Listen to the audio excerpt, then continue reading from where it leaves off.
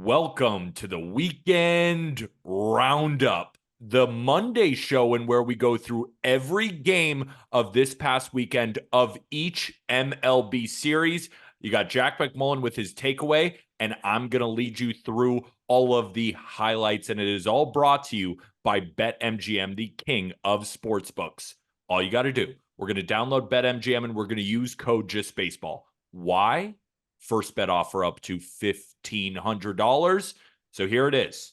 You put down the money that you want on standard odds. If you win, nothing happens. You win the bet. If you lose, you get it paid back in bonus bets. Remember to use code JustBaseball. First time offer on BetMGM.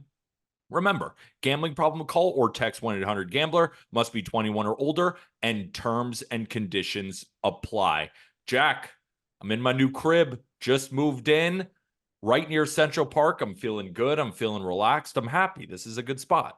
Near Central Park? I thought you were in Brooklyn. No, well, we were supposed to go to Brooklyn, but I didn't like that apartment at the end of the day. I really wanted it because of the pool. I really wanted to find a pool. Can we go over this? I think we talked about this in person and we didn't talk about this on the pod. Congrats on the new background. It's very white. It's very white. We gotta decorate it. I just moved in. Give me a break. I already got the Mookie action figure over there. You have a Mookie action figure and a Mookie painting? Why don't you just marry the guy? I would if he asked. You got to put the Quantrill jersey probably on that door. But I hate that there's a door behind me in this. But I love that there's a chair behind you. Yeah, just like with a little pop of color back there. Yeah, a little pop of purple. Your girlfriend did a great job. Thank you. Because I know that wasn't you. Can we also talk about the non-negotiable that you had when you were looking for a new spot? Okay. Growing up, I'm your typical California guy, right? I come from the West Coast. My favorite workout growing up was swimming. My mom was a swimmer at Cornell. Yeah. And I always enjoyed, because sometimes you do a morning lift before high school baseball or something like that. For sure. California, because it's warm every day of the year, we would swim in the morning, and I loved it. And I wanted that type of exercise in my apartment building. But I live in New York City, so there's an obvious problem there. And that's why Brooklyn came up, because they had a place with a pool. And then we figure out, well, it's like $1 million more than you might think it is, or whatever they posted online. Then you might think it is. I know it is. Yeah, it's New York. So basically, I had to decide, do I want a room with a bathroom, or do I want a closet, but then we got a pool downstairs? I almost went with the pool. It's that important to me. Oh, so no pool. So are you going to join a gym with a pool? I don't know where to find a gym with a pool. I got to join like Equinox and spend like $1 billion a year. Yeah, that's a toughie. So now that's my excuse. Like, I can be fat and I can say, well, it's because I don't have a pool. Imagine me with a swimmer's body, but instead I look like a beanbag. What neighborhood are you technically in? I am Upper West Side, right near Central Park. Upper West Side. Okay, so here's what I'm going to do. I am going to Google search for gyms with a pool in the Upper West Side, and I bet you I can find something for a reasonable price. And you know what? Like, might not be the cleanest pool, but it's a pool. And you know what? It's okay. We've kind of thrown hygiene out the window, so it's all right. Just give me like a big pond. Just enough to do some laps. Sure. With some koi fish. Why not? Don't be coy. I love those progressive commercials. Can I just say, before we get going with the weekend roundup, and you always do it with the finger. Roundup. Before we get going with that, I asked how the move was going when we were kind of show planning on Sunday, I don't know, early afternoon, mid-afternoon. And you said, it's been good. Your girlfriend has been like Reggie Bush at USC. And that was your analogy when it came to dominating. Exactly. Just kicking ass. Just kicking ass. I mean, just every which way she's dodging and dipping and just putting things where I would never expect. And where's this? Where's that? Oh, I have no idea. I'm just sitting here writing the weekend roundup. But I then said, so you're not going to thank her for 15 years? And you were like, wait, hold on. Might have been the wrong analogy. Not Reggie Bush.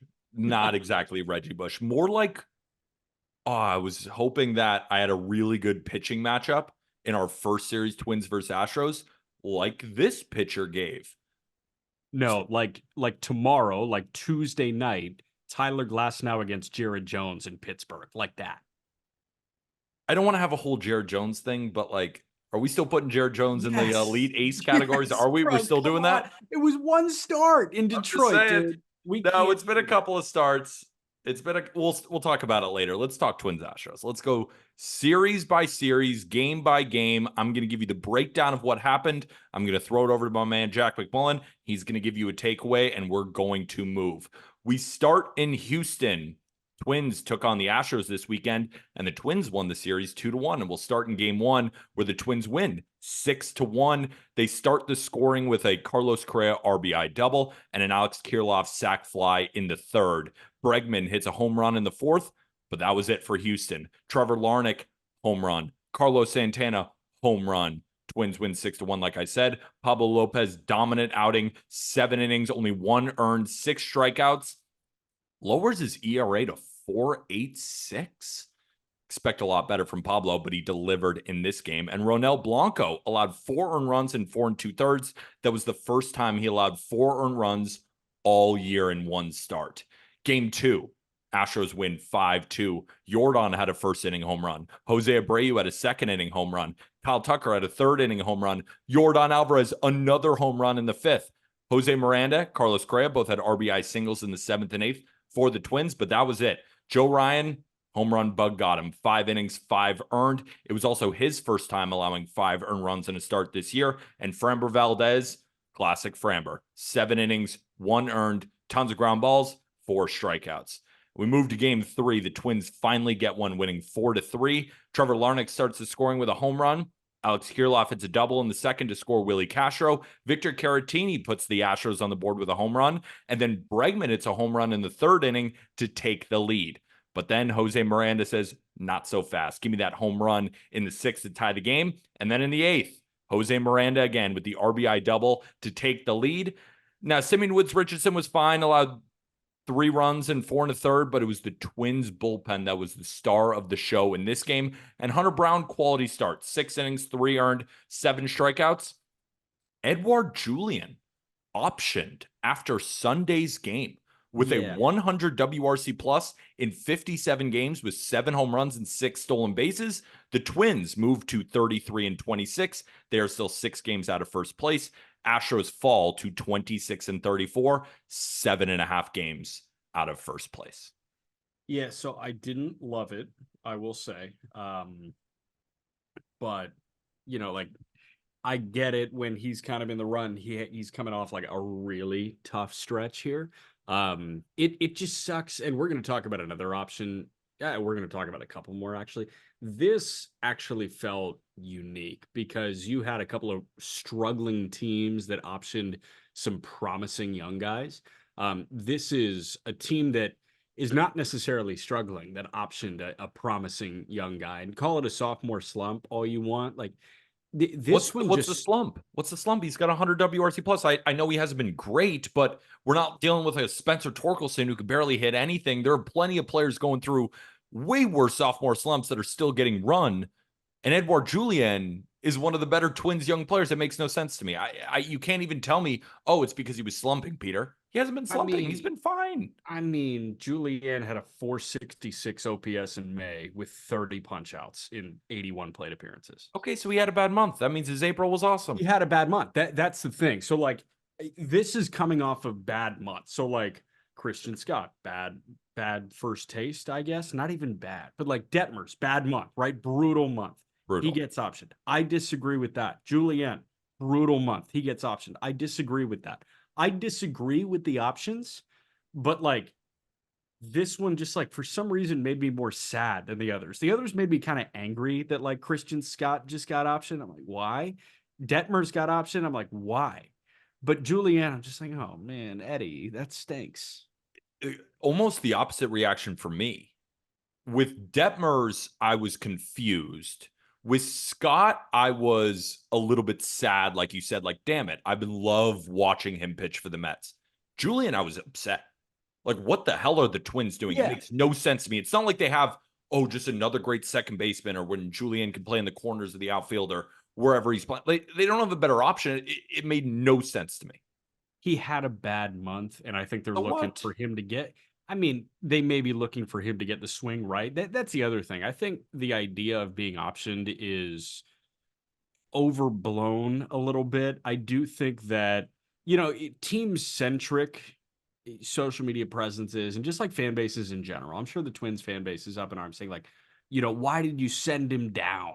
Is it sending down? It technically is, yes. I was just having this conversation with Aram too. Like, it is technically, sending down, but it's also like Julian needs to get his swing right. And this gives him the opportunity to get his swing right against bad pitching. Like sitting here watching the International League every night, the pitching is bad. The pitching in Major League Baseball is really good. So go get your mechanical cues back in order and back on track against bad pitching so you come up and you are practicing good habits against the best pitching on the planet. All right, fine. That was a pretty reasonable answer. I could still not like it. I'm with the Twins fans. I get that we're going to send him down. We're going to get his swing right. We're going to instill some confidence in this guy. And then when he comes back up, because of course he's a part of the Twins' plans, he's going to do well. I could still not like it, whether that's the right answer or not. And I don't. And I'm sticking to that. I understand. All right, let's move to Rangers versus the Marlins, where the Rangers win the series 2-1. But the Marlins win game 1 by a score of 8-2. Nick Gordon hits a 2-run home run in the second. Marlins then tack on 2 in the third, and it's 4-0 after 3 innings. Josh Smith hits a home run for the Rangers, and Wyatt Langford with an RBI ground out makes it 4-2 after 5 innings. But that was basically it. Jesus Sanchez hits a 3-run home run in the 7th. Jake Berger gets an infield single to get an RBI. And the Marlins win 8-2. So Sixto Sanchez was actually put on the IL after this start with a shoulder issue. Moved to game 2. Inflammation? I don't know. It's just something shoulder. Like this guy, he was gonna break down at some point, unfortunately. Did you see Craig Mish's tweet about it? Where No. he basically said, like, this guy's just given so many chances. And he almost, like, you could see the tweet. Like, he's a very professional, great reporter who covers the Marlins. But you could tell it's just like a natural fan response where it's like, are you kidding me? This guy again? You're just sick of it. Sick of it. And I totally understand where he's coming from. And in game 2, Rangers blank him 7-0. Marcus Semien, Corey Seager, and Robbie Grossman in this game go 8 for 13 with 3 runs and 2 RBIs. And Wyatt Langford and Josh Smith, guys who were staying hot, 2 hits each as well. But this was, I know the Rangers had a great day offensively, but Michael Lorenzen, 6 1/3, 5 hits, no earned, 7 strikeouts. And Ryan Weathers had the weirdest start ever. 6 innings, 9 hits, 4 earned, no walks, 11 punchouts. A couple of interesting outings there. Game 3, Rangers win again 6-0, their second consecutive shutout win. There was 3 runs scored in the first inning. Robbie Grossman, Adolis Garcia, and Jonah Heim all got RBIs. And Adolis Garcia with an extra point of emphasis with his home run in the 6th inning. Leody Taveras and Travis Jankowski get RBIs in the 9th inning. And that was it. Andrew Heaney was dominant. 6 innings, no earned, 7 strikeouts, no walks, which is huge for Heaney. And Trevor Rogers, after that bad first inning where he allowed 3 runs, really settled down. 6 innings, 4 earned with 3 punchouts. Rangers move to 29-30. They still sit 4 games out of first place, and the Marlins fall to 21-39, 20 and a half games out of first place. Yeah, I think the division title, they can kiss it goodbye at this point. I don't know. I love always like, remember in 2019 where the Nationals were 19-31? There's always hope. There's always hope. It's not the Miami Marlins year, I promise. My one takeaway from this, we've been begging for 2 months for Texas to find starters to bridge the gap to health in the rotation, which is around the All-Star break. And we knew that come like February. Hell, we knew that in like January. They just got to get to the All-Star break. And we were begging for like Heaney and Lorenzen to turn in a start like this. And I know it's the Marlins, but guess what? Heaney and Lorenzen turned in a start like this, and better late than never. And here's to hoping that they can really like get this thing going. I think Eovaldi throws today. He throws on Monday. Like if those three can be the wily vets to get them to the All-Star break here in about, month and a half, I think that would be awesome. Also crazy that we're already a month and a half from the All-Star break. Crazy. Like we're in Wow. June. This is June. Welcome to June. Tigers versus Red Sox next series up. Split series 2-2, but the Tigers get the win in game 1, 5-0. Akil Baddoo, Riley Green, and Gio Urshela all hit home runs, but this was the Jack Flaherty show again. Again. 6 2/3, 1 hit, no earned, 1 walk, 9 punchouts in Fenway Park. And his counterpart, Nick Pivetta, for the Red Sox, still had a great outing, just wasn't enough. 5 1/3, 3 hits, 2 earned, 9 strikeouts. Game 2, Red Sox get revenge, winning 7-3. Gio Urshela starts the scoring with an RBI single. Dom Smith, RBI double in the 4th. Cedane Rafaela, 3-run home run in the 4th, and the Red Sox get an early lead, and then they just keep piling on. Rob Refsnyder, another RBI double. Rafael Devers, Cedane Rafaela, his second home run of the day makes the Red Sox lead 7-1, and Colt Keith hit a home run in the 8th to make the score look a little bit closer, but it was all Red Sox in this game, and it was all Tanner Houck. 7 innings, 3 hits, 1 earned, 2 walks, 6 strikeouts. His ERA is down to 1.85, and he is your F-WAR leader among all starting pitchers.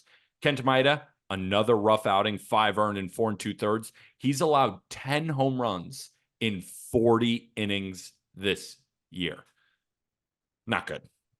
Game 3, Red Sox keep it rolling. They win 6-3. Now, Riley Green of the Tigers starts the scoring with an RBI single, but Emmanuel Valdez hits a home run in the 2nd to tie it. And the Red Sox put up 2 in the 3rd and the 4th inning. But then Emmanuel Valdez hits another home run, puts them up 5-1. Gio Urshela hits a home run in the 9th again, just to make the score look a little bit better. And Reese Olson drops to 1-6, even though he has a 2.48 ERA. Cooper Criswell, whenever I watch Cooper Criswell, I have no idea how he keeps doing it, but he keeps on doing it. 5 innings, 1 earned, 5 punchouts. And in game 4 was an awesome game. Tigers win 8-4 in 10 innings. Red Sox score in each of the first 3 innings with RBIs from Emmanuel Valdez, Jarren Duran, and Rafael Devers. First run by the Tigers is on a wild pitch from Brian Bayo in the 5th. Now, the Tigers don't score from a hit until a Wenzel Perez RBI double in the 7th. Then they get a Mark Canha RBI on a ground out to make it 4-3 Tigers. Rafael Devers hits that home run in the 8th to tie it at 4. Then we go to the 10th. Andy Ibanez scores first in extras with an RBI double. Javier Baez adds 2 RBIs on a single. Then Carson Kelly keeps the pressure on with an RBI double. Casey Mize, fine, 4 innings, 2 earned. Brian Bayo, also kind of fine, 6 1/3. He went long, but he did give up 4 earned, only punched out 5. Tigers move to 29-30, 10 games out of first. Red Sox move to 30-30, 11.5 games out of first. And the notable transaction, Justin Henry Malloy called up for his major league debut. Friend of the Just Baseball branch of networks, has been on the call up now twice. Call it the universe. Friends of the Just Baseball galaxy. Yes. I mean, I'm not going to pretend that there aren't other things, hence the idea of universe. I know that there are plenty of other fish in the sea. There are plenty of other galaxies, but I like our galaxy the best. So, friend of the Just Baseball galaxy, Justin Henry Malloy, just got called up for what will be his major league debut. He walks more than anybody. 2023, Justin Henry Malloy, I think, drew 110 walks, 3rd most in all of baseball, regardless of level. I think it went Juan Soto, Kyle Schwarber, Justin Henry Malloy. The corresponding move, Spencer Torkelson optioned to Toledo. I know. It hurts. See, like that one, I get it. He's been a hole. He's been terrible. Like, can we say it how it is? And I can say it how it is because I'm so disappointed. Like, this guy coming out of ASU, drafted #1 overall by the Tigers. I thought it was the greatest pick ever. I thought he was going to hit 290 and hit 35 to 40 jacks every year for a decade. I thought this is the safest bat ever. There is no way this doesn't work. Damn it.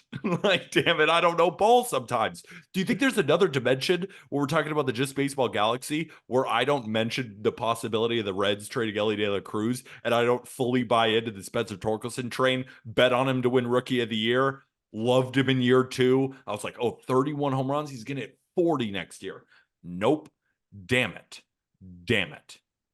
If that other galaxy exists, I feel like I'm the one making all those statements. Or you know what? Better, I think Aram's the one making all those statements. Like maybe the Reds should trade Ellie De La Cruz. And then I'm like, Aram, you don't get it. Yeah, And you I just do a don't full understand. breakdown of their farm system. You're right. It's Bury just 'em. like, no, man, they're good. They're squared away. They've got this kid, the complex, that is absolutely mashing right now. I don't know what else to say about Torque. That's fine. Move on to the next series. Like, I just wanted to, make that clear that Malloy got up. I'm really happy for him, but like, sucks for Torque, man. Again, I'm with you. Like, felt like the safest bat ever, but hey, so did Andrew Vaughn. And if Vaughn was on a team that was remotely competitive, like, we might be talking about him being a Toledo Mud Hen. Vaughn at Cal was a fucking beast. He was a beast, man. And Torque at Arizona State was a beast. Like, that's the thing. Back-to-back drafts for those guys, too. I thought they were foolproof, but sometimes we're wrong. I mean, who just sent in that big group text the Acuna versus Robles article from MLB.com? Like, that's a thing. And we just talked about that last week. Baseball is a beautiful game. It's a horrible game sometimes. It's the worst and the best at the same time. Yeah. All right, let's move on to A's versus Braves. Braves win the series 2-1, and in game 1, Braves get it 4-2. 3 of the 6 runs were on sac flies. 3 of the 6 runs scored in this game were on sac flies, and 1 on a ground out to shortstop. The only hit that led to a run in this game was a Jared Kelenic double, which scored 2. JP Sears was great. 7 innings, 4 earned, 5 strikeouts against the Braves. That's a great outing. But Reynaldo freaking Lopez is such a beast. 6 innings, 1 earned, 8 Ks. Lopez has only allowed 5 earned runs at home this year in 35 innings. He's got an ERA below 2. I don't even know what to say anymore about him.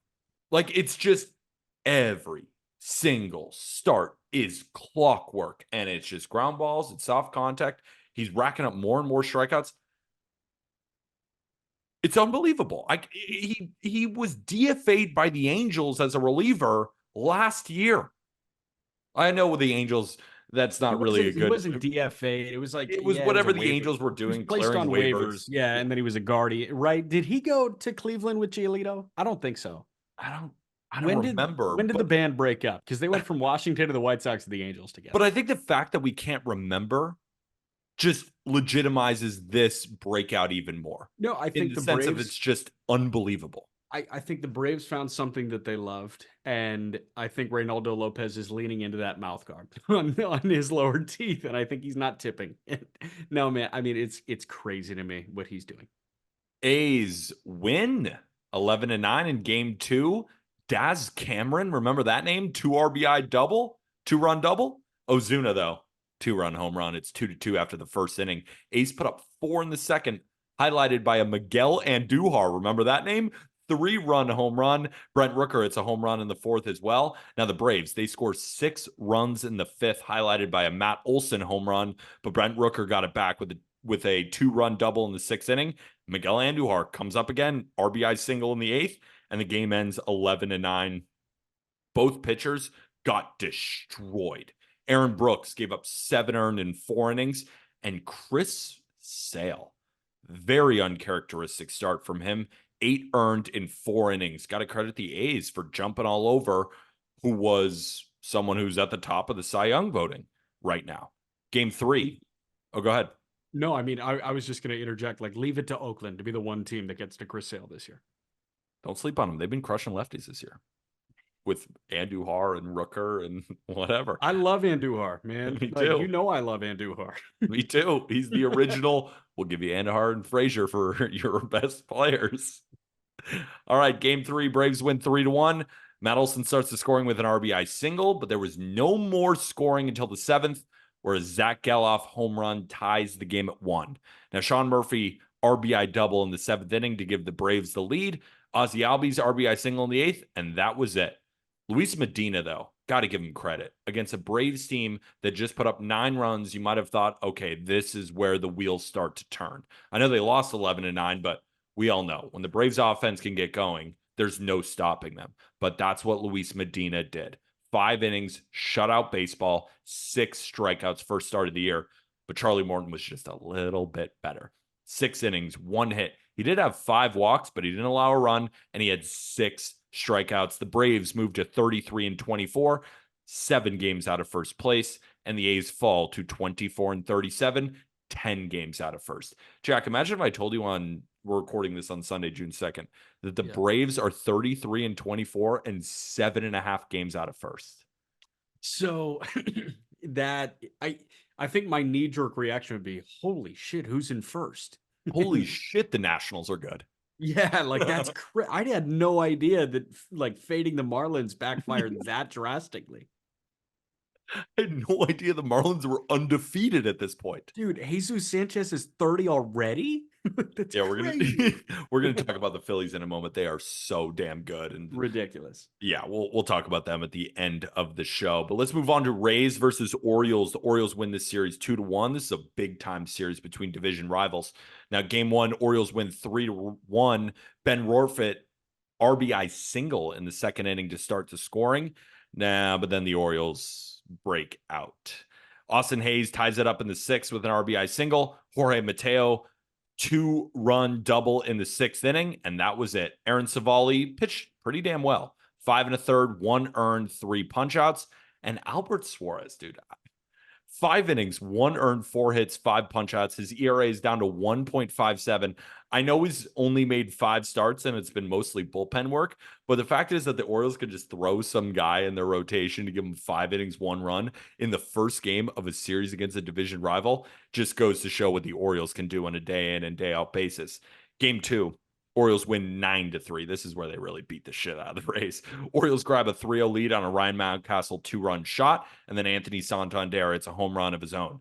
But the Rays tie the game in the second on a Jose Caballero RBI single and a Yandy Diaz RBI triple that actually drove in 2 runs. Now, Jordan Westburg gets a home run in the second to give the Orioles a 4-3 lead. We're only in the second inning, folks. But the Rays take a 5-4 lead on a Jose Siri RBI single and a Yandy Diaz bases loaded walk. Then the Orioles put up 3 in the third to retake the lead. Then Ryan Mountcastle hits a home run in the 4th inning, and that was it. Orioles win 9-3. All 12 runs were scored in the first 4 innings. It's because the starting pitchers got destroyed. Taj Bradley, I've never seen him look worse. Give up 9 earned in 3 1/3. And Kyle Bradish of the Orioles, uncharacteristically bad start. 5 earned in 2 2/3. He did have 6 punchouts, though, because he still is Kyle Bradish. His ERA in that game went into that game with a 1.75, left it with a 3.18. Yeah, I mean, it's tough though because limited sample. He started the year on the IL, then he was on a rehab, so it's only like start 4 or 5. Bradley, that's the tough one. Like that stung, and not to mention Littell. What 11 hits against him in 6 innings? Can I just tell you? I think the magic act of the year goes to Cole Irvin. You see what he did? I'll talk about that game in a minute. Can I get some praise, please? I mean, how many times did I say Cole Irvin masterclass this offseason? What I saw him at 95 once in like a backfield's bullpen. It was like February 25th. It's like, I'm in. Irvin. That was one of those things where I was like joking, but I ended up being right. So now I'm going to take a victory lap and act as if I was serious. I understand, especially on the roundup. I saw you use your finger for a minute. Roundup. All right, game 3. Rays win 4-3. Gunnar Henderson's 6th leadoff home run of the year starts the scoring. Anthony Santander and Adley Rutschman with RBI singles in the 3rd and 4th inning. Yandy gets the Rays their first run on a sac fly. Jose Caballero of the Rays hits a home run in the 7th. And Jose Siri 2-run double in the 8th to give the Rays the lead. And that was it. Zach Littell, like you said, 6 innings, 11 hits, 3 earned. What? Cole Irvin, 6 1/3, 8 hits, 2 earned. What? It's because there was 28 hits in this game with only 7 runs. A total of 22 runners were left on base. Orioles left 13 on base. Very uncharacteristic of the Orioles to do that, especially on a Sunday. I feel like they win every single Sunday. And did you know that the Red Sox were 9-0 on Sundays before that loss? No, I didn't realize we already played 9 Sundays. Me neither. I don't even know if that's a real stat. I saw it on Twitter. I would believe it. Another thing that I saw on Twitter or X, thanks Elon, is Josh Norris of Baseball America, one of their senior editors, put out the this MLB.com screenshot that I typically do of like the probable pitchers, Bradley Bradish, and said Battle of the Bradverbs, and I thought that was really good. I know So, you probably would think that was good. yeah, but like Bradley Bradish, like that's kind of funny. We got a It's whole bunch so of funny, Brad. Jack. That's so funny. The Dude, you're Brad. being so mean right All now. right. Let's get to your favorite team. Cheer you up a little bit. Pirates versus Blue Jays. Well, Pirates lost the series. Blue Jays win the series. Not raising the Jolly Roger, unfortunately. Unfortunately not. As the Blue Jays win 5-3 in 14 innings in the first game. The first run didn't come till the fifth inning with an Andrew McCutchen RBI single, but Dan Vogelback RBI double to tie it up in the seventh, and we go to extras. Both teams score one run in the 11th. Both teams score one run in the 12th. But Davis Schneider says goodnight. Walk-off two-run home run in the 14th to give the Blue Jays the win. But in game two, Pirates get their revenge, winning 8-1. Pirates were up 3-0 after the first inning, highlighted by a Cabrian Hayes home run. And the Pirates just keep the pedal on the metal. Keep the foot on the pedal. Keep the foot on the gas. Keep the foot on the gas. In the fifth and the sixth inning, scored two more on some RBI singles, and a Bo Bichette throwing error produces the sixth run. Dan Vogelback scored the only Blue Jays run with an RBI single. And Brian Reynolds just said, screw it, I'm going to hit a home run in the ninth just to make this score a little bit wider. Mitch Keller, damn, he was good. Like, when we're talking about Jared Jones, Mitch Keller is the guy. 6 innings, 1 earned, 8 strikeouts, and shout out Luis Ortiz for 3 shutout in relief. Yusei Kikuchi, another rough outing, 5 1/3, 5 earned. We moved to game 3. This game was much closer. This game was awesome. Blue Jays win 5-4. Both teams trade runs in the third inning. Rowdy Tellez, again, RBI single. Dalton Varsho, the Blue Jays scores on a wild pitch, and we're tied up. Rowdy Tellez, 2-run double in the fifth to give them the lead. Now Vladdy answers back for the Jays with an RBI single in the fifth. Then Dan Vogelback, 2-run double to take a 4-3 lead. Davis Schneider adds an RBI double in the sixth, but Rowdy Tellez says, get on my back. I'm going to give you another RBI single, but unfortunately, it just wasn't enough. Quinn Priester, not very good. 4 earned in 4 2/3. Chris Bassett, 3 earned in 5 innings. Blue Jays moved to 28-30, 12 and a half games out of first. Damn. Pirates fall to 27-32, 9 games out of first place. Game 3, though. Vogie, Tellez, big boy out. Yeah, I was going to say way more Daniel Vogelback and Rowdy Tellez in that report that I was expecting going into the week, if we're going to be totally honest. Like, I wasn't sure if Rowdy was going to be a Pittsburgh Pirate by the end of the weekend, but like, hey, here we are. Couple of notes on Keller. Last 5 starts. You know what Keller's ERA is? Got to be so low. He started with a 5. He started with like a 5 coming into that stretch. I bet in his last 5 starts, he's got to have like a 1-7 or something. 1-3-4 in his last 5 starts. The other note from Noah Hiles of the Pittsburgh Post-Gazette, 43 straight outings for Mitch Keller of 5 or more innings. Wow. That's the longest active streak in baseball. And the next one will break the franchise, or no, it'll move him into 5th in franchise history. Like, you think about 2024. Yeah. I mean, dude, 23 and 24, 43 straight starts of 5 or more innings. And I know that, like, there are longer leashes for, especially, like, you know, quote unquote frontline guys like Keller. And I do think, relatively speaking, Keller is, you know, one of the 3 frontline guys that the Pirates have. And he's throwing like a frontline guy over his last 5 starts. But I will say, like, there's something about going 5 that is just a different beast. And for him to do it 43 straight times, I didn't realize he was a horse like that. We knew he was a horse, didn't realize he was like that next level, like Logan Webb type stuff. It's a godsend to a manager like Derek Shelton when you know, all right, maybe we got 4 innings from this guy, or maybe 4 2/3 from the other guy, and we need a guy to eat innings. We got to save this bullpen for the next series. And you always know when Mitch Keller comes in, you can save the bullpen. I bet the bullpen guys get him a beer after every start, just being like, thank you. My arm was killing me. Thank you for just continuing to eat. And they've got a couple good ones. I know it's been a sore spot, but Holderman has been nails this year. Luis Ortiz, I love that you shouted him out. He looks good in this bullpen role, and he's not ticked up to the point that he was at in 22, but he looks a hell of a lot better than he did at any point in 23.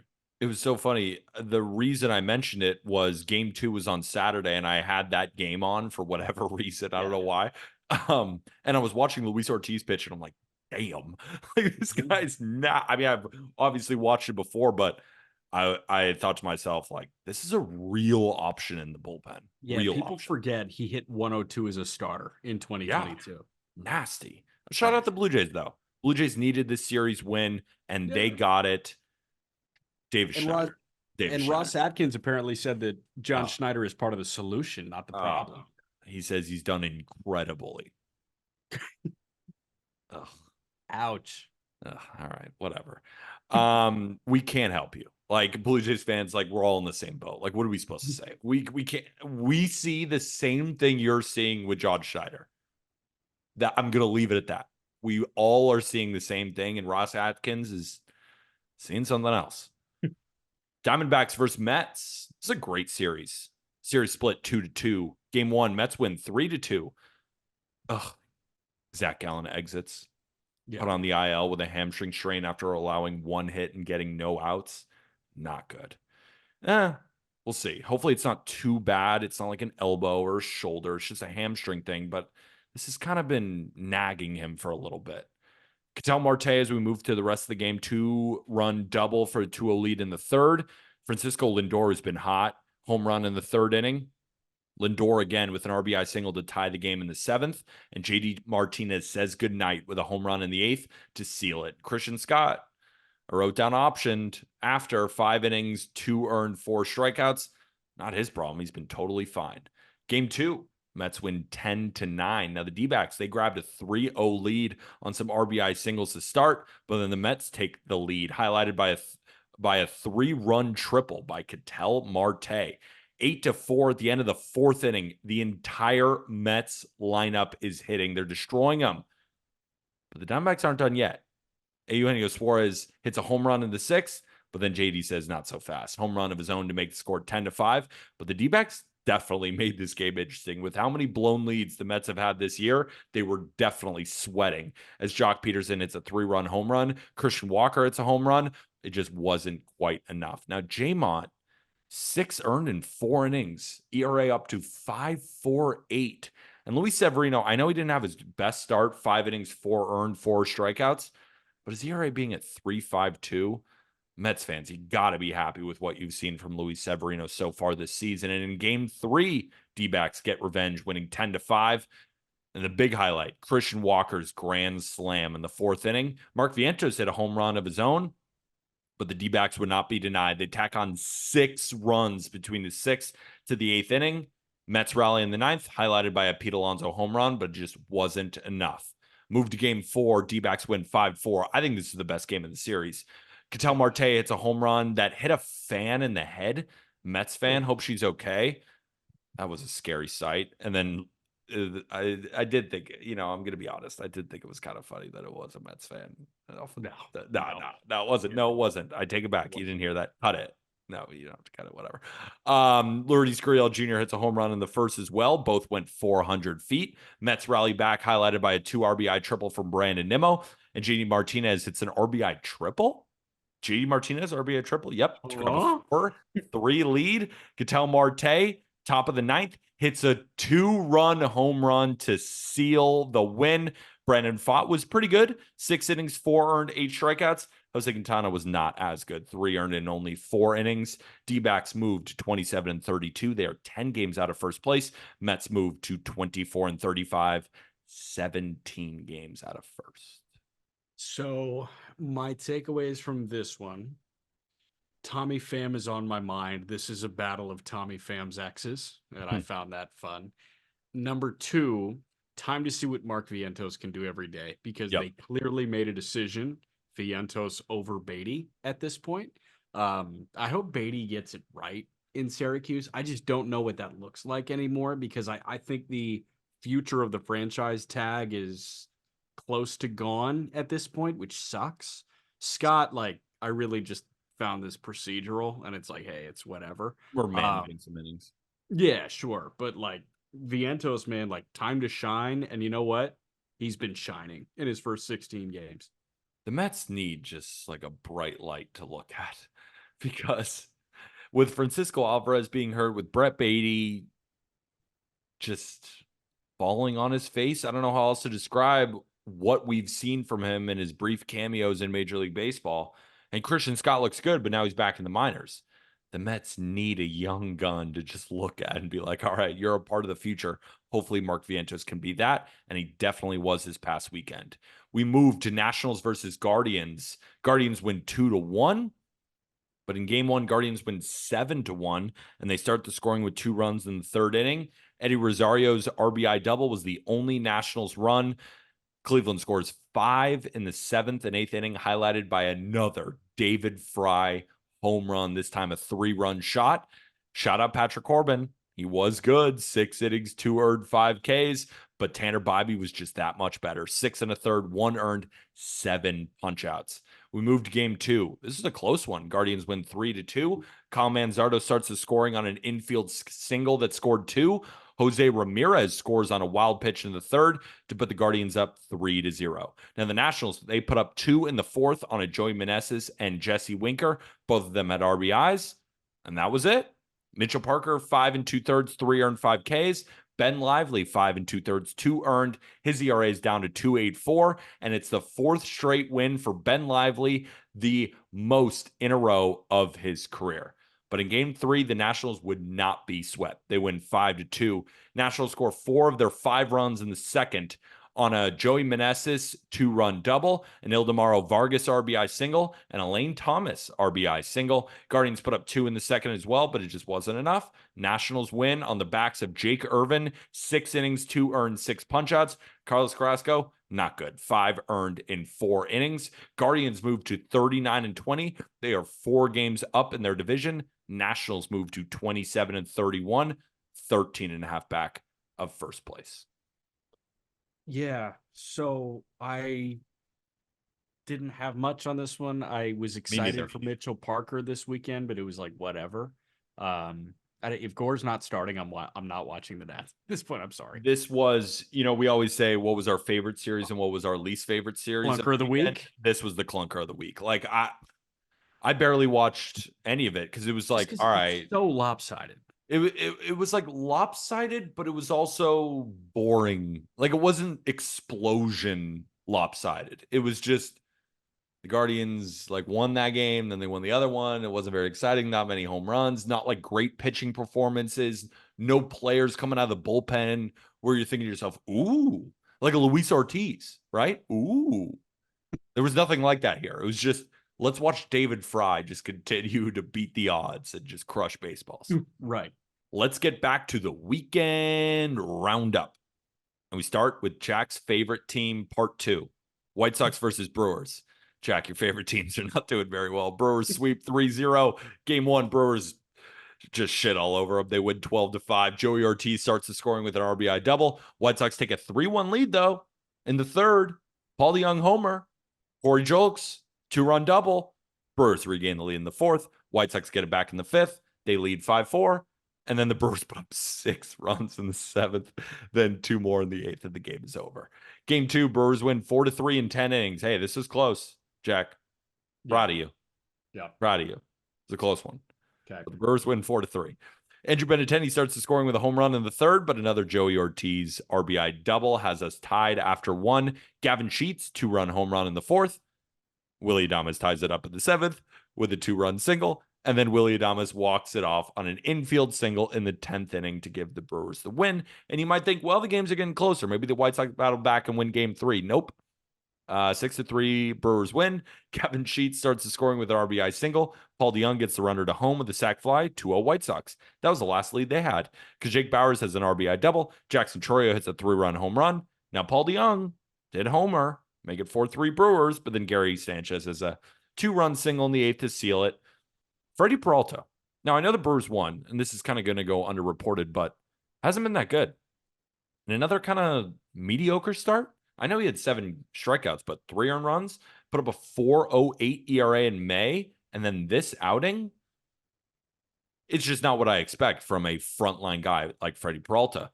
But I think the story of this series was Tommy Pham. So Tommy Pham is running around the bases, gets thrown out at home, and William Contreras in the Brewers bench starts chirping him. I don't even know what they said. Nothing was recorded there. But Tommy Pham post-game says, there's a reason I do all kinds of fighting in the offseason because I'm prepared to fuck somebody up. And I quote.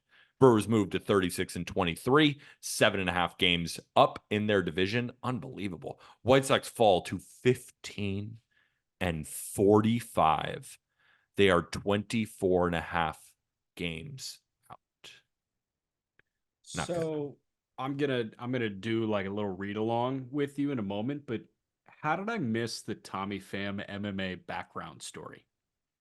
Like, did you know that? Did you know that he was like training for fighting in the off season? The only reason I knew that was it came up after he slapped Jock Peterson. And I think we talked about it on the show where I made a joke. It was like, that's what all the MMA stuff is for in the offseason. Like, that's the only reason I know it is because he hit Jock Peterson. I wouldn't have known it if he didn't. I didn't know that. Like, I just thought it was over fantasy football and he was pissed. But like cool. I didn't know that about Tommy Pham. That's kind of interesting. I'm just gonna read along the results of the White Sox schedule to this point. Okay, like this is my analysis here. Okay. Open the season on a 1, 2, 3, 4 game losing streak. Win 1, lose 5, win 1, lose 5, lose 6, win 1, lose 1, 2, 3, 4, 5, 6, 7, win 3, lose 4, win 2, lose 2, win 4, lose 2, win 2, lose 4, win 1, lose 11. Oh, They're on an 11-game losing streak. I didn't even know that. Yeah, dude. Longest stretch of wins that they've had is 4, and they've had back-to-back wins 4 times so far this year. Yeah, it's tough. Better than 3. They're 15 and what are they? 15-45? It's not ideal. That's tough, man. But Yeah. like, hey, at least it's nice and round. It's 60 games played. You're winning 1 every 4 games. That's crazy. It's not ideal. It's like every series you lose 3 or 4. Winning 25% of your games. But you avoid the mop. Shout out Cespedes Family Barbecue. Shout out to Cespedes Family Barbecue. Let's talk Padres versus Royals. It's like another great series. Padres win 2-1. Game 1, Padres win 11-8. This might be the best series of the weekend. There was no run scored until the 6th inning of this game. And you heard the score at the beginning. In the 6th, Padres put up 2, Royals put up 3. Padres put up 9 runs in the 8th inning. Cronenworth had the first RBI of the inning on a single and the last RBI of the inning on a double. The Royals then put up 5 in the bottom of the 9th, highlighted by a Nelson Velasquez home run, but it just wasn't quite enough. The starters did totally fine. There wasn't a run scored until the 6th inning. Michael Wacha, 5 1/3, 2 earned, 2 strikeouts. Dylan Cease, 5 1/3, 3 earned, 5 strikeouts. Move on to game 2. My chair is sliding in my new office. I'm trying to work on it. Game 2, Padres win 7-3. Fernando Tatis Jr. starts the scoring with a home run, but Vinny Pasquantino answers in the first inning with a 2-run home run of his own. Both teams trade runs again in the 3rd, but Ha-Seong Kim with a 3-run double in the 4th to give the Padres a 5-3 lead. Kyle Higashioka, a catcher for the Padres, hits a home run, and Jurickson Profar with the sac fly. Game's over. Randy Vasquez pitched pretty well. 5 innings, 3 earned, 5 Ks. And Alec Marsh, back-to-back 5 earned run outings. Game 3, though, Royals would not be denied. And this game might have been the game of the weekend. Vinny starts the scoring in the 4th with a sac fly. Arias ties it up in the 5th with an RBI single, and we're knotted up at 1. We would go on to, Luis Arias would go on to leave the game after sliding in the 2nd, holding his arm from manager Mike Schilt. Nothing looks overly serious, and I quote, and it was a precaution to take him out. And I'm glad they did because this is after both Darvish and Musgrove just hit the IL. Fernando Tatis Jr. and Manny Machado grabbed the lead in the 8th for the Padres on RBI singles. But in the 9th inning, the Royals rally. Nelson Velasquez 2-run triple to tie it. Then Nick Lofton hits a sac fly to win it. Michael King was excellent for the Padres, but just their team couldn't get the win. 7 innings, 1 earned, 4 strikeouts. ERA is down to 3.82. And Cole Reagans, in typical Cole Reagans fashion, 6 innings, 1 earned, 6 punchouts. ERA is down to 3.21. Padres move to 32-30. 6.5 games out. It ain't over yet. And Royals fall to 36-25. 4 games out behind the Guardians. So Jeremiah Estrada allowed 2 hits this weekend. Washed? What happened? It's over. It's fun while it lasted. 11 2/3 in the month of May, 3 hits, 23 Ks. It's this like he has this. Somehow the Cubs fumbled that. I know, because he developed a new pitch. It's like I don't even. He calls it a. I was almost. He calls it a chitter. He calls it a chitter. I was going to use an L instead of an H, and I was like, that's not the right word. No, that's not the right word. That would have been really bad. That would have been bad. Yeah. I like that you paused. You like gave me a moment to save you. It was coming out of my mouth, and I'm like, Peter, you got to stop just saying dumb shit on the podcast all the time. You got to catch yourself. So it's a chitter. No, yeah, it's a chitter. It's not with what an you were L. going to say. Okay. All right. Can we just move on before I embarrass myself even more? We can.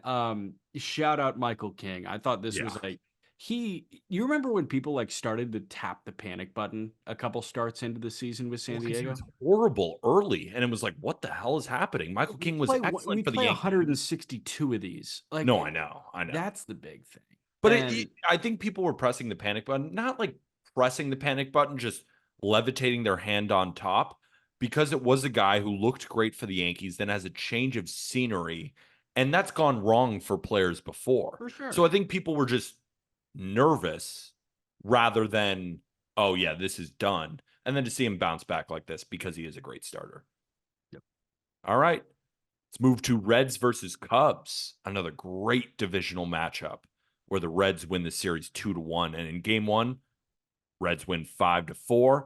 Ian Happ for the Cubs starts the scoring with a 2-run bomb, but the Reds get it back in the 4th on RBI singles from Tyler Stevenson and Nick Martini. But the Cubs then grab a 3-2 lead on an Ian Happ bases-loaded walk. Santiago Espinal says, game ain't over. Give me that home run to take the lead. TJ Friedl, RBI single. Seiya Suzuki has an RBI double. But there was a guy thrown out at home, which would have tied the game, and the Reds win. Ashcraft, 4 2/3, 3 earned, 4 punchouts. Javier Assad, just another solid outing. We say it every single weekend when he pitches. 5 1/3, 2 runs, 3 walks, 7 punchouts. ERA is down to 2.27. Game 2, Cubs win 7-5. The Reds grab a 4-0 lead in the 2nd on a big-time Seiya Suzuki throwing error, but he makes up for it in that 2nd inning with a 400-foot grand slam to tie it up. Then the Cubs grab a 5-4 lead in the 3rd on a Nico Horner RBI single. Heimer Candelario ties it up with an RBI single of his own. We're knotted up at 5 before Dansby Swanson hits a 2-run home run in the 8th to seal the win. Hunter Green gave the most Hunter Green start I've ever seen. 6 innings, 3 hits, 5 earned, 5 walks, 5 strikeouts. Justin Steele, most Justin Steele outing I've ever seen as well, except normally he goes a little bit longer, but 5 innings, 7 hits, 1 earned, 4 walks, 5 strikeouts. We move to game 3 where the Reds win the series, and they win this game 5-2. Jonathan India, sac fly to start the scoring. TJ Friedl, 3-run home run against Ben Brown to grab a 4-0 lead. The Cubs are battling in the 5th on a Bellinger RBI single. Bodie had an RBI in the 6th, but it was over. Nick Lodolo, 7 hits, 2 earned in 6 innings with only 3 strikeouts doesn't sound great, but I watched that start. I thought he was fantastic. And Ben Brown was not. 5 innings, 6 hits, 5 earned, 6 strikeouts off that 7-inning no-hit performance. The Reds move to 26-33, still 10 games out. Cubs fall to 29-31, 7.5 games out. So Friday, Willie Harris, I think, said today's on me after that game. He's the Cubs third base coach. It is. Mm-hmm. It is. Like Mm-hmm. that was a really tough one. And he Yeah. seemed like, good, really good dude. Like I've heard nothing but good things about Willie Harris, but like that was a very bad send of Nick Madrigal, who was just optioned, and Bodie was, I guess, recalled. I don't know what the official transaction was because he wasn't on the 40 man. Like he was No. making all that money, but he cleared, and like he's been down there for a year and a half. But good to see Bodie like come back. He got his bag. Like, he signed his 5-year deal, but it's always like kind of fun when you see that redemption story. And he was hitting the ball well in Iowa, but Madrigal, man, like I don't know. I'm really struggling to see the value of Nick Madrigal as a Major League Baseball player at this point. And I think the Cubs are too, and that's why they optioned him. But like I'm not even looking for change of scenery, another shot type thing. Like I need to see something from Nick Madrigal in AAA, which is crazy to say Because about a former top 5 you overall think pick. maybe with Nick Madrigal, oh well, the glove is so good, No, and it's not. whatever Like he hits, no, exactly. That's what I was going to say. The glove ain't that good. I mean, he's playing like third and not well. and he's not fast. Like he No, doesn't have a strong arm. Like no there's nothing power. strong about his game. I should never use the word strong and Nick Madrigal in the same thing. Like Yeah. it's just like I'm really struggling to see the value there, and they gave him a ton of runway, and I'm glad that they're making a move here. Saturday's game started at 9:35 Hold local. on, but another college hitter that I thought was can't miss also. Like Nick Madrigal, Madrigal in because college he never never like got out. whiffed. He never swung and missed. But then Never. it turned out that Quan was just the better version of Madrigal, and he Like was way his better. teammate the entire time. And we were I like, thought I "Oh, thought look at Madrigal Madrigal! Look at Madrigal!" I thought Yeah, Madrigal was just going to be like Arias or Quan just playing second. That's what I thought it was going to be, and then it's just been not even close to that. no, man. It's just a tough eat with him, and like I love it. I hate that we ignored Quan when he was Madrigal's teammate because we were all obsessed with Madrigal. But like, I love that Quan turned out to be the better one Yeah. because he was the runt in college, and now it's like, oh, look at Quan, man. But no, that was crazy. Saturday's game started at 9:35 local. Why'd they do it? Couldn't you just postpone and make it up at a later date? It got weird, and I love weird Saturday night, late night baseball. I'm all for that. But I mean, game ended what after 1 a.m. Eastern, Yeah, after midnight local. I didn't catch the end of it. I was asleep. Yeah, dude, sleeping. I don't blame you. It was 2 a.m. where I was. All So right, let's go to Dodgers versus Rockies. Low key, this is up there for clunker of the weekend. really, Nothing happened, really. I mean, let's talk about it. Rockies win the first game 4-1. There was 3 runs by the Rockies in the third, highlighted by a Chris Bryant RBI single, but 2 of those runs were from a Brendan Rodgers single and an Andy Pajes throwing error. Ezekiel Tovar, it's a home run in the fourth, and the only run the Dodgers scored was on a double play from Mookie with the bases loaded. Dakota Hudson, 7 innings, 1 earned, 3 strikeouts. I know it's not that much, but only 4 hits allowed against this Dodgers team. And our guy, Walker Buehler, quality start, 6 innings, 3 earned with 7 strikeouts. Not really his fault that the Dodgers get blanked by Dakota Hudson. But in game 2, they get their revenge, winning 4-1. Brent Doyle starts the scoring with a sac fly. Dodgers scored 2 in the second on an RBI from Gavin Lux and an RBI double from Jason Hayward. Now, Kike Hernandez with an RBI single in the fourth, Will Smith with an RBI double in the fifth, and Dodgers win 4-1. My King Cal, 4 and a third, 9 hits, 4 earned, 17 strikeouts for Cal. no, Decent start for really, him. Yeah, he had that's in 17. 4 and a third. Yeah. That's crazy. So he got 4 more outs that he technically recorded, but wow, I that's was hope cool. I was hoping you were like taking a bathroom break or something. He so he didn't have 17. He technically had 1, but Oh, okay. Got you. whatever. I make that mistake sometimes too, I Yeah, guess. that's just a mistake. Yoshinobu Yamamoto, 6 innings, 1 earned, 7 strikeouts, lowers his ERA to 3.32. And then game 3, Dodgers blanked him, win 4-0. Mookie Betts and Freddie Freeman hit home runs in the first inning. Miguel Rojas, RBI single in the third. Freddie Freeman sac fly in the eighth. And that was it. Austin Gomber, 3 innings, 3 earned. Gavin Stone was great, though. 5 innings, no earned, 6 punch outs. Dodgers move to 38 and 23. They're 6.5 games up. Rockies fall to 21 and 37, 15.5 back of these first place Dodgers. I love the Walker Buehler start, but besides that, like, wasn't this kind of a clunker? I mean, it was like Dodgers, good job. Rockies, bad job. Dodgers win. Like, I don't know. Whatever you want to say, I will say my just baseball king, Patrick Lyons, tweeted this note out, and this is what made it a non-clunker. It took until the third full month of the season, but one team has finally retired Mookie Betts, Shohei Ohtani, and Freddie Freeman, the LA Dodgers' 3 MVPs, in order during the first inning in back-to-back games. They had not been set down 1, 2, 3 in back-to-back games until June 1st, and it was by the Colorado Rockies. It was by Austin Gomber and Cal Quantrill. That's why we say this game is the worst and the best at the same time. Like, that doesn't make any. First of all, it doesn't make any sense that somehow it was Dakota Hudson and Quantrill, and then Gomber allowed solo shots to Mookie and Freeman. But that's why baseball is the best of the worst. The fact is, it's already crazy that they haven't been sat down in back-to-back games in a row. In 2 months. That's already insane. That's the best part. And then, of course, it's freaking Hudson, and actually makes sense that it was Quantrill. But Hudson, I couldn't believe this Hudson put up. Wild. All right, let's move on to Angels versus Mariners. Mariners sweep 3-0. This was huge for Seattle. Mariners win 5-4. In game one, we start with a Cal Raleigh sac fly. Then a Ty France 2-run double gets the Mariners an early 3-0 lead. Cal Raleigh gets another RBI single in the fifth, and it looks like the game is over. Not for Joe Adell, though. Grand slam to tie the game in the seventh, but Ty France. Home run in the eighth as the dagger. Jose Soriano, 6 innings, 4 earned. It's not the best start in the world, but damn it, the guy's got a 3.86 ERA, and he's battling in an Angels rotation that just looks barren right now. Really fun arm to watch throw because he throws gas. Brian Wu, though, I mean, god damn. 6 innings, 3 hits, no earned, no walks, 2 strikeouts, lowers his ERA to 1.30. I know he doesn't have that many starts yet, but the fact is that he's at a 1.30. And you might think, oh, the Mariners finally gave Brian Wu some run, right? Because he's still working back from an injury. Nope. 66 pitches in those 6 innings.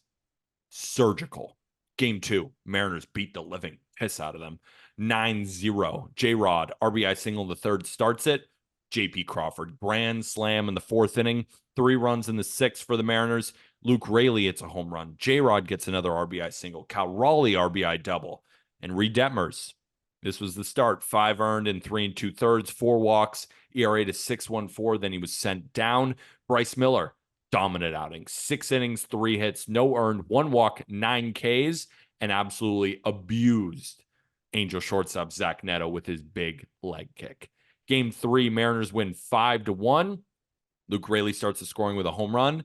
And in the 8th inning, that was the next time a run was scored in this game, Luke Raley was hit by a pitch with the bases loaded to score a run. And then Mitch Garver cleared those bases with a 3-run double. Now, Zach Neto got his RBI single to make the score not look as bad. But Griffin Canning was great for Los Angeles. 6 2/3, 1 earned, 4 punchies. But Luis Castillo was just way better. 7 innings, no earned, 6 strikeouts. In this series, Mariners starters, 19 innings, 8 hits, 4 walks, 18 strikeouts. And they scored at least 5 runs in every game. I haven't seen that in a series for the Mariners since I don't know when.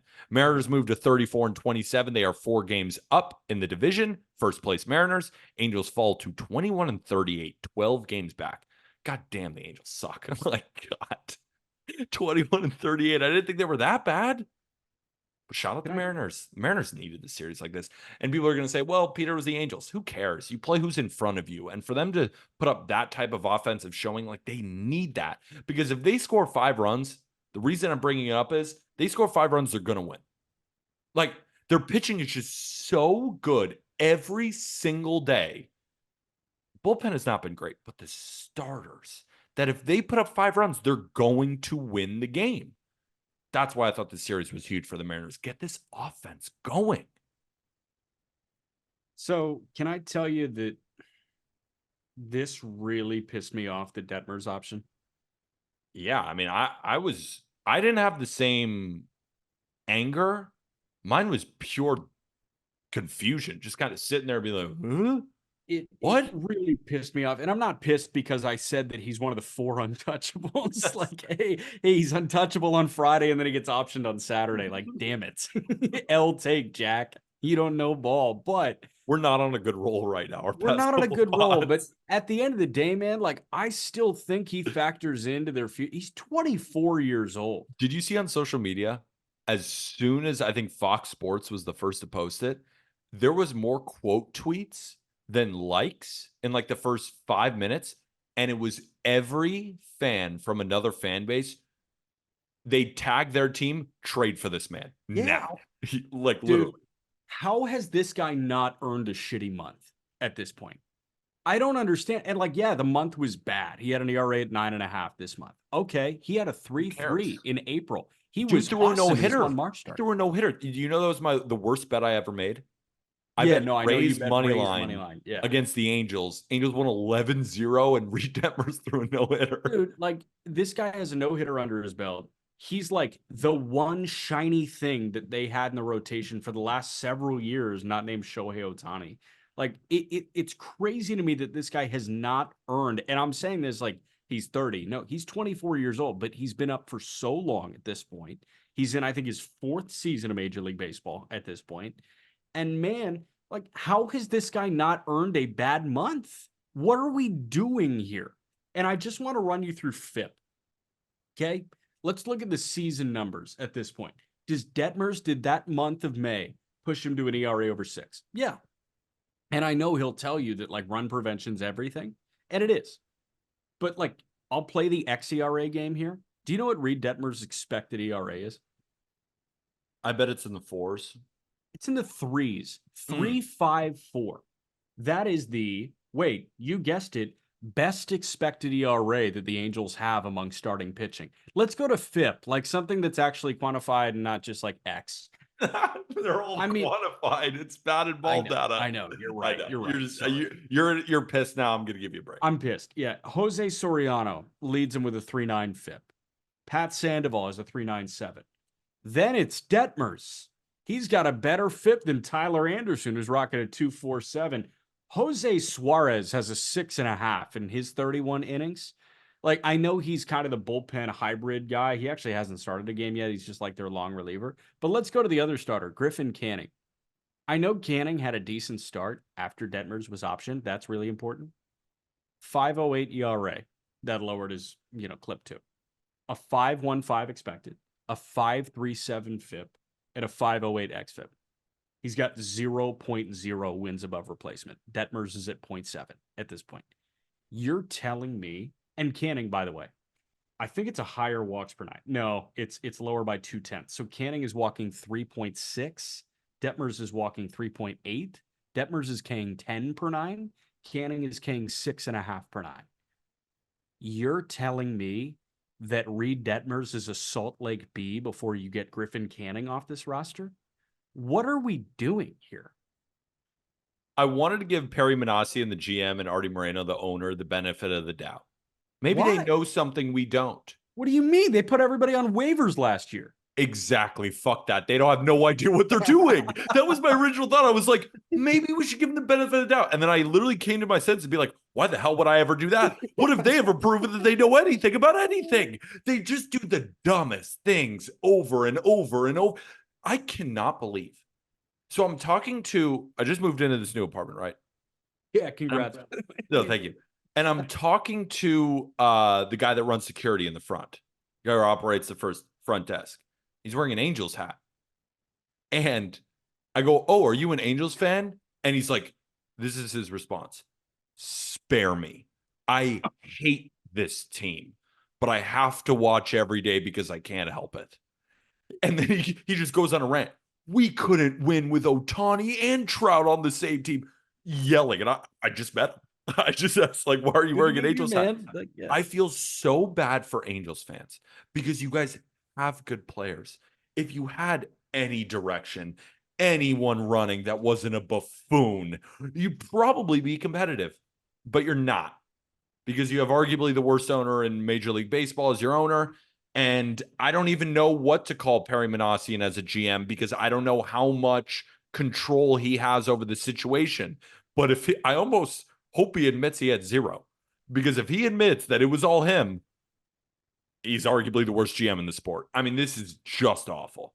It's just awful. I wanted to give them the benefit of the doubt, but they deserve none of it. Just a terrible grouping, a terrible organization. And I feel bad because, like, they have freaking Mike Trout.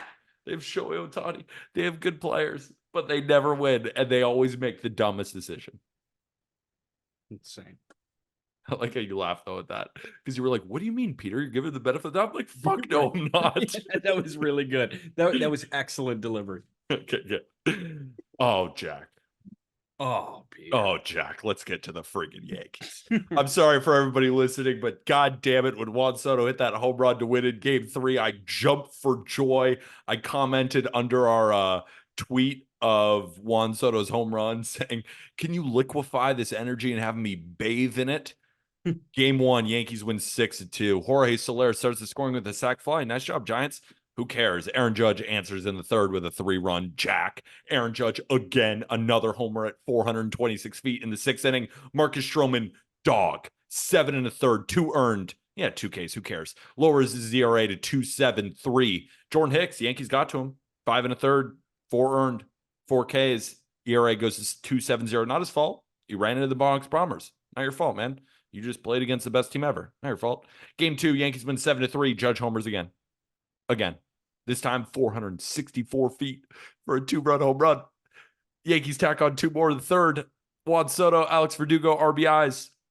Casey Schmidt, shout out Casey Schmidt of the Giants, 2-run home run in the 3rd to make the score 4-2. Didn't matter. Trade runs until Giancarlo Stanton, 2-run home run for the Dagger. Cody Petite, dude. I mean, this is when you know Yankee baseball's at an all-time high. Cody Petite, 5 innings, 2 earned, 6 strikeouts. Petite has made 2 starts for the Yankees, 11 innings, 3 earned for a 2.45 ERA. Just some guy from the Marlins that we're just turning into like a good starter? Sure, why not? Logan Webb. Not your fault, Webb. Not your fault. You ran into the Bronx Bombers. We'll give you a pass. 7 innings, 4 earned, 6 Ks. He was still pretty good, but just the Yankees. Game 3, Yankees win 7-5. This game was awesome. Juan Soto starts to score with a home run. Giants take the lead, notably on Casey Schmidt and Heliot Ramos. Home runs, trade runs in the 5th and the 6th. Let me bring you to the 9th inning, where Anthony Volpe triples to center, which scores Jose Trevino. Juan Soto steps up to the plate. 2-run jack to take the lead off Camilo Doval. Giancarlo Stanton hit a ground rule double to make it 7-5 just to be mean. And I love it. Nestor Cortez Jr., not great. And his struggles on the road are well documented. 3 earned and 4 1/3. Not terrible. He still had 7 strikeouts.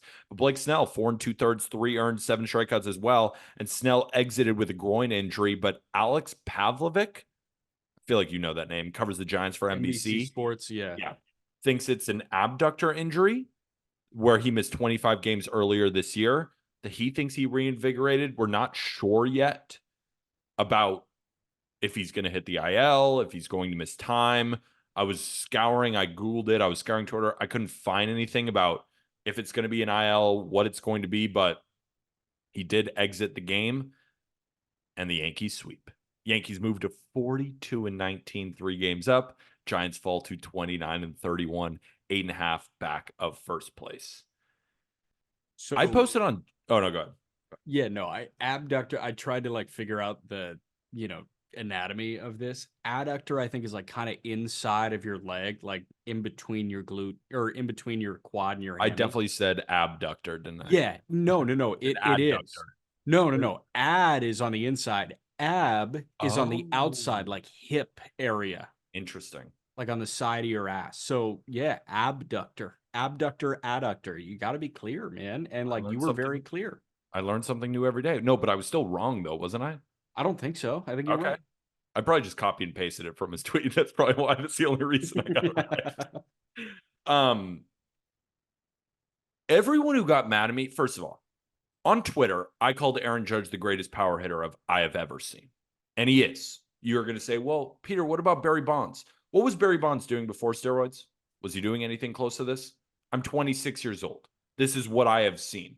No power hitter I have ever seen has been better than a clean Aaron Judge. Come up with better guesses. I bet you can't. He's on pace for 58 home runs. He was like the worst hitter ever in April. He just put up one of the greatest Mays we have ever seen. He's the best power hitter I've ever seen with my own two eyes.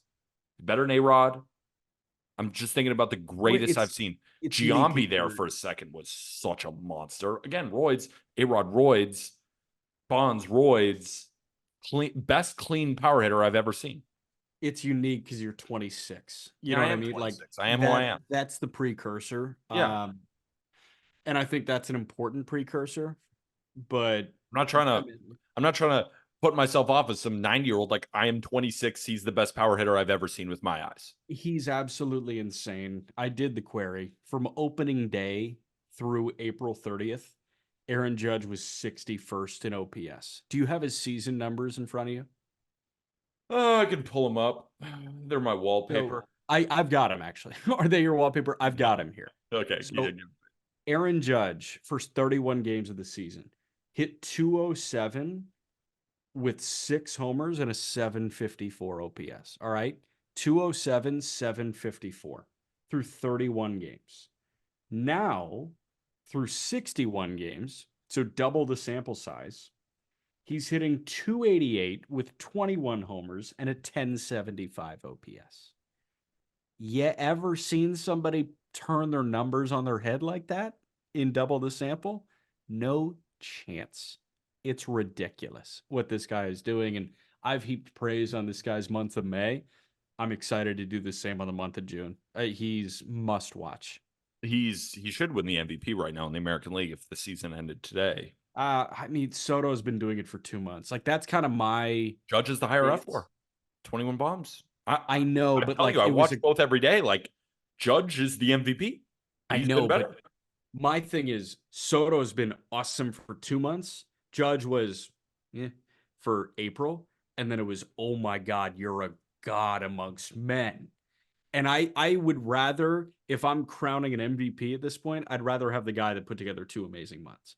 But like, listen to me talk to you right now. I'm talking to the Yankees fan. Yeah, Judge is leading the league in OPS. Judge is like among the leaders in F4, and I'm telling you why the other Yankee should be the MVP of the season. We both had a come to realization moment where you're like, I'm talking to the Yankee fan, and I'm arguing something, and I'm like, why the hell would I argue with you? Judge versus Soto, I don't give a shit. Give them both a half MVP. I don't care. They're both. It's amazing. It's bringing out the little boy in me, that the kid who fell in love with baseball. Watching those two every day is so much freaking fun. It's a shame Hal said you guys have to scale down payroll. He's going to be a great Rocky next year, Soto. I don't want to hear anything. He's going to be an awesome Rocky. Oh, also Mets fans, can you shut the hell up in my comment section? Can you shut the hell up? It's going to be fun when Soto's a Met.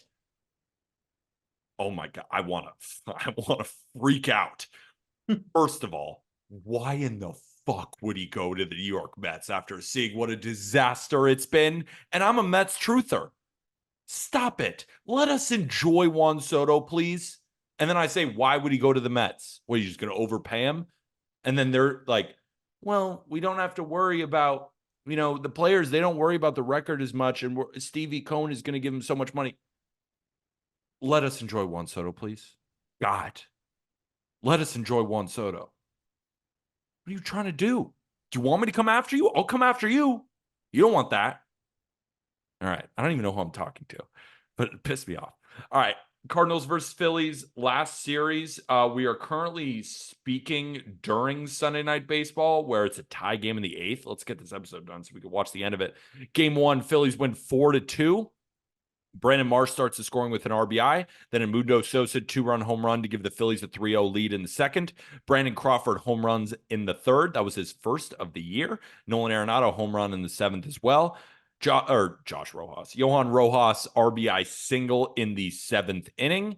And that was it. Phillies win. Miles Michaelis, 6 innings, 3 earned, 5 Ks. I thought he pitched fine, but Aaron was just better. 6 1/3, 2 earned, 6 Ks. ERA is down to 3.03. He's been so good.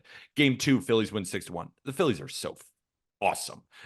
Alec Boehm starts the scoring with a 2-run double. Then Nick Castellanos brings him in with a double of his own. Now, Mason Wynn, sac fly. That was the only Cardinals run. Brandon Marsh, RBI single in that inning. I felt like that was just mean. Like, as soon as the Cardinals score, the Phillies were like, screw you, we're scoring another time. And Bryce Harper, 2-run home run in the 7th. That went 415 feet. That what it was tracked at. Peter Vision had it around 490. Yeah. Gray, I thought was Sonny Gray, like good-ish. I mean, he had 10 Ks, but he gave up 4 earned in 5 innings. But Ranger Suarez hit by a comebacker on the hand and had to come out. Luckily, X-rays are negative. And it, in quotes, this is unsure if he'll make his next start. So they're not thinking an IL stint. They just think they're going to London soon. So they might just have him stay back, not make that start. It just seems precautionary because, like, why would you risk it? No, we're at days, not weeks, and that was very important for Ranger Suarez.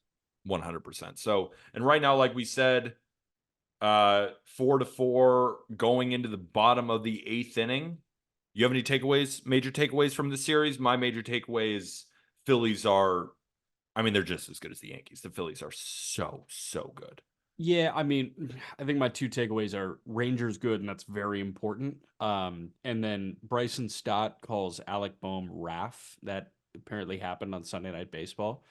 And I was like, what? So they asked, what does Raff mean? And his nickname is Raff because Alec Boehm looks like a giraffe. Kind of does. I thought that was pretty good. I like that. I wonder who came up with that. Was it Stott? Oh, I have no idea. Anything else before we say goodbye? I don't think so. Burns and Yesevich was kind of fun in the regional. That was like a fun game to keep tabs on. Hagen Smith got racked in the 5th out of nowhere. But Arkansas done. yeah, if you're not locked into college baseball, especially as we get ready for the supers, dude, you're missing out. Yeah, we'll get Pete Flaherty from Baseball America. He should be on this week. Yeah, by the way, Women's College World Series has been great in OKC too. Hell yeah. Like all the stickball has been awesome. Just baseball and softball, they're just sick. It's just awesome, but they're also the worst at the same time. Like, just it's the best and the worst sport in the world. And we're going to keep you updated on it here on the Just Baseball Show. Hopefully everybody enjoyed. And if you did, best way to support, 5-star review on Spotify or Apple Podcasts. But also, guys, we're always trying to make the best Monday episode, the recaps, the roundups, whatever the hell you want to call it. I call it the roundup. We know what we're calling it. The roundup. Let us know if you enjoyed in the YouTube comments. We really appreciate it. We read them all. So make sure to drop that in the comment section below. And if you want to spend a little money, I ain't going to stop you. You want to get some Just Baseball merch? It's in the episode description. And support our partners. Game Time. You need tickets? $20 off your first purchase using code JustBaseball. And you gamblers out there, you want a first bet offer? $1,500? Code JustBaseball. Bet MGM. Might as well take advantage. For Jack and Will and I'm Peter Apple. We will be back tomorrow. And with that, thank you, everybody.